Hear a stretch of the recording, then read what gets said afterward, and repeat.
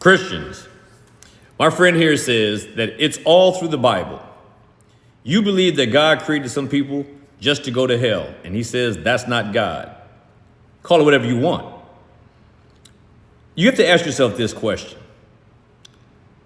God is God. He's all powerful, almighty, all powerful.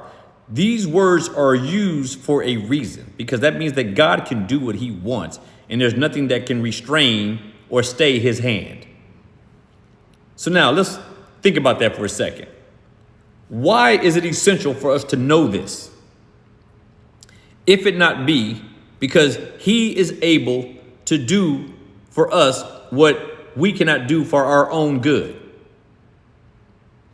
Now you say that you believe that I believe that God created some people just to go to hell. Yeah, that's a fact. Because if people are going to hell, it cannot happen outside of God's direct decree. It would be impossible. It would mean that there are things that slip through the cracks that God wasn't aware of, that God could have exercised his power to prevent. The only reason why somebody could be in hell is because God allowed for this to happen.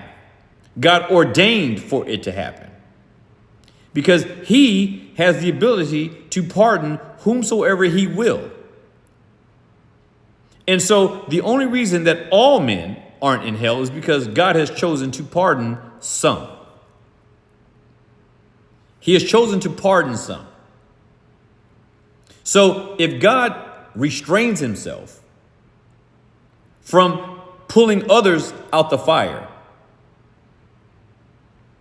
or from pulling all those who end up in hell from their dire end, then it must be by his design, because he certainly could have stopped it, like he did with believers, like I'm sure he did with you if you are a believer. You, like so many other people, can't stand the idea of not having even your spiritual independence. When it comes to the kingdom of God, there is no democracy. There is no vote. There is no majority rule. It is God's rule and his only. And who goes to hell is decided by him. Who goes to heaven is decided by him. You know why? Because he's God. Be provoked and be persuaded.